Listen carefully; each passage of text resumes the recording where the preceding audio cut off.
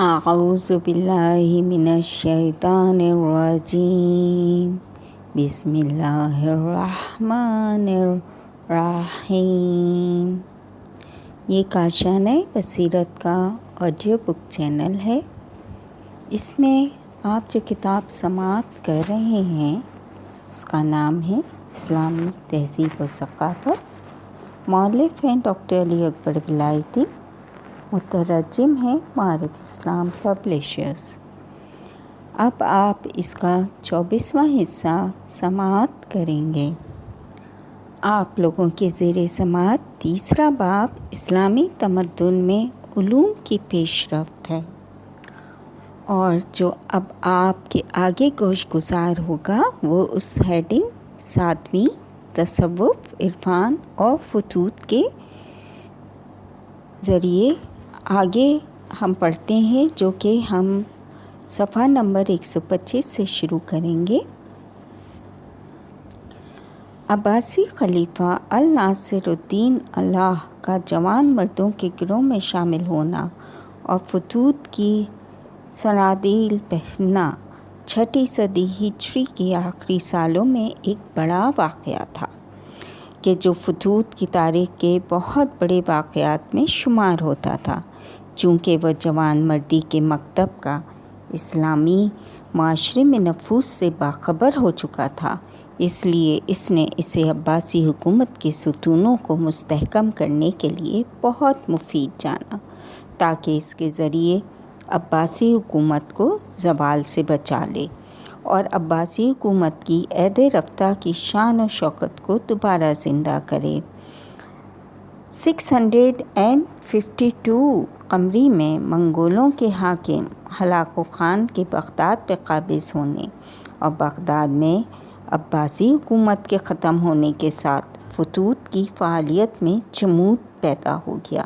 چند سال کے بعد حکومت ممالک سفید فام غلام جو گرد و نواح کے مختلف علاقوں پر فرما روائی کرتے تھے، انہیں ممالک کہا جاتا تھا، تو ان کی حمایت کے ساتھ مصر میں برائے نام عباسی خلافت ظاہر ہوئی، کہ جن کے ساتھ فتوح بھی ظاہر ہوئے، اور ان کا مکتب مصر اور شام میں رائج ہونے لگا، اور یہ رواج بعد کے ادوار میں بھی جاری رہا۔ لیکن عراق میں عباسی حکومت کے خاتمے سے یہ مکتب زوال پذیر ہو گیا، اگرچہ اس کی جڑیں باقی رہیں۔ ناصر نے فتوح ناصری کے طریقے کو سلجوقیان کی رومی مملکت میں رواج دیا۔ عثمانیوں نے بھی طاقت و حکومت تک پہنچنے کے لیے اخی اور اناطولی کے اہل فتوح کو پل کے طور کے اوپر استعمال کیا۔ اہل فتوح کے اخیوں کا شیخ صفی الدین اردبیلی کے گرد موجود ہونا اور شاہ اسماعیل صفوی کا اپنے ترکی اشعار کے دیوان میں اپنے مددگاروں اور تابعین کے لیے عنوان اخی کا استعمال، فتیان، قزلباشوں اور شیعوں کے درمیان رابطے سے بڑھ کر ان لوگوں کے حکومتی انتظامی امور میں ناقابل انکار سیاسی اور معاشرتی کردار کو ظاہر کرتا ہے، خصوصاً یہ کہ وہ کسوت صوفیہ کا جو خاص لباس ہوتا ہے، اس کو کسوت یا کسوت جو بھی آپ پروناؤنس کریں، کسوت پوش و پاکیزہ صوفیوں کے یعنی شاہ کے فدائیوں میں شمار ہوتے تھے۔ ایرانی خاندانوں کے ایران پہ حکومت کے دوران عیار لوگ کشتی کرنے والے پہلوانوں کے بھیس میں سلاطین کے دربار میں موجود ہوتے تھے، یا فوج میں جنگجو کی صورت میں اپنے وطن کی خدمت میں مشغول تھے، اور جب غیر ایران پہ قابض ہوئے تو یہ عیاری شکل و شمائل میں ان کے ساتھ جہاد کرتے، جیسا کہ منگولوں کے تسلط کے آخری دور میں عیاروں کی جماعت نے عبدالرزاق بن خواجہ شہاب الدین بہیقی کی سربراہی میں قیام کیا، اور سربداران کی تحریک کو وجود میں لائے۔ یہ لوگ اپنے آپ کو شیعوں اور حضرت علی کے جانشساروں میں شمار کرتے تھے اور فتیان کے مکتب پہ عیاروں کی مانند عمل پیرا ہو کے لڑتے تھے۔ مشہور ہے کہ چنگیز خان نے کسی کو سلسلہ کبریویہ کے 6 اور 7ویں صدی کے مشہور عارف اور بزرگ صوفی شیخ نجم الدین کبرا کے پاس اس پیغام کے ساتھ بھیجا کہ میں نے حکم دیا ہے کہ خوارزم میں قتل عام کیا جائے، آپ وہاں سے باہر آ جائیں تاکہ قتل نہ ہو۔ تو شیخ نے جواب دیا کہ میں خوشحالی کے 80 سالوں میں خوارزمیوں کے ساتھ تھا اور سخت حالات میں ان سے دور ہونا بے مروتی ہے۔ 618 قمری میں خوارزم میں شہید ہوئے اور اپنے زمانے کے بڑے عیاروں اور صوفیوں میں سے تھے، اور ان کا منگولوں کے ساتھ مقابلہ بہت معروف ہوا۔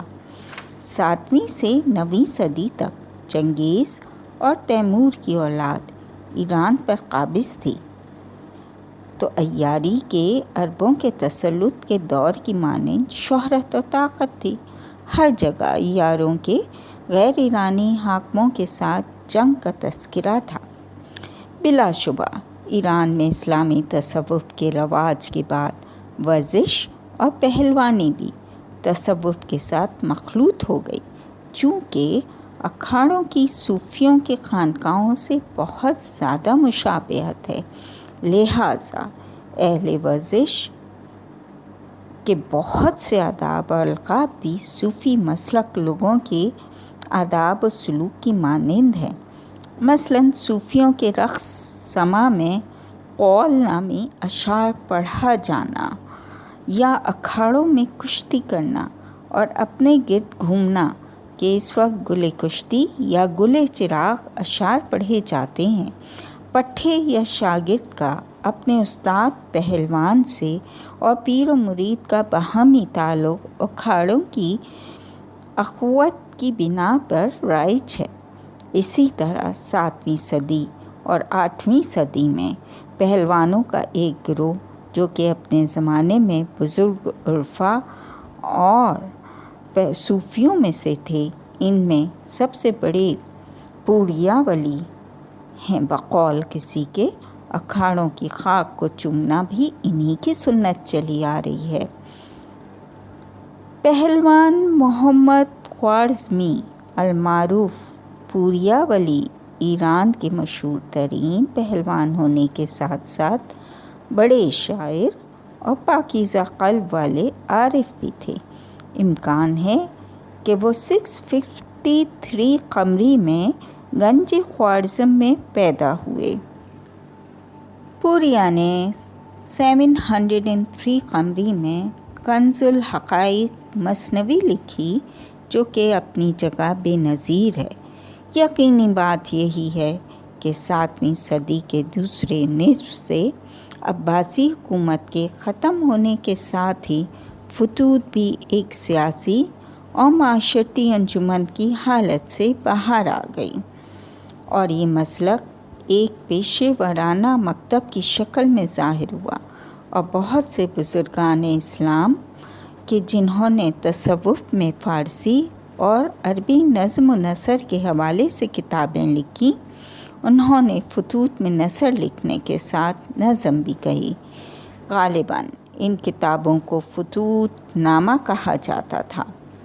8ویں صدی کے بعد بالخصوص عصر حاضر تک جوان مردی اور فتوح کی رسم تصوف کے ساتھ سرزمین ایران میں رائج تھی، اور عوامی طبقات میں باہمی روابط کو باقی رکھنے کے ساتھ ان کے ظالموں اور اغیار کے مد مقابل قیام میں اہم ترین ذریعہ رہی۔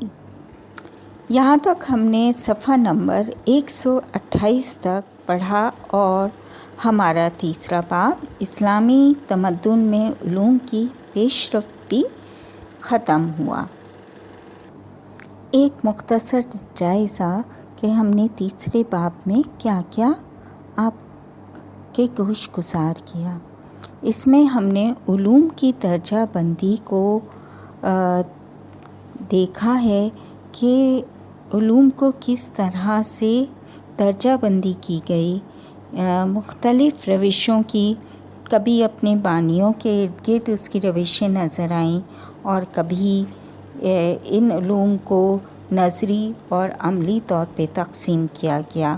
پھر آگے سے ان کی مزید شاخیں ہوئیں، علم الہی اور علم حساب، علم طبعی،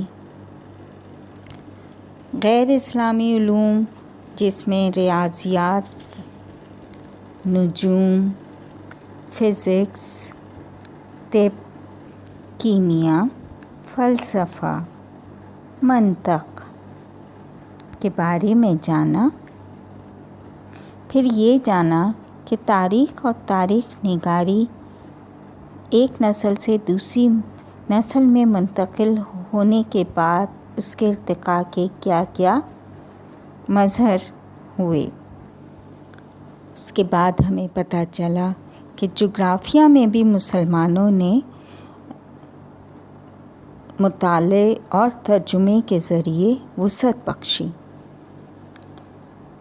اس چیپٹر یا باب میں ادب کے بارے میں بھی بتایا گیا، یعنی عربی ادب میں شاعری اور نثر کس طرح سے اپنے جلوہ دکھایا، فارسی ادب کے عروج و زوال کے اور پھر عروج کے متعلق ہم نے پڑھا۔ پھر علم تفسیر کے کس کس طرح سے تفسیر کے کیا مراحل تھے اور کتنی درجہ بندیاں ہوئیں، حدیث اور فقہ کے بارے میں معلومات حاصل کیں، علم کلام کے بارے میں بھی جانا کہ کچھ وجوہات ایسی تھیں کہ مسلمان جو کہ غیر مسلم اقوام، ایرانیوں، رومیوں، مصریوں سے روابط کی بنا کے اوپر ان کے اندر علم کلام وجود میں آیا، جو کہ اپنے عقائدی مسائل بالخصوص توحید وغیرہ پہ زیادہ بحث کرتا تھا۔ تصوف، عرفان اور فتوح کے بارے میں جانا۔ اب ہم چوتھا باب شروع کریں گے، اسلامی تہذیب میں انتظامی اور اجتماعی ادارے۔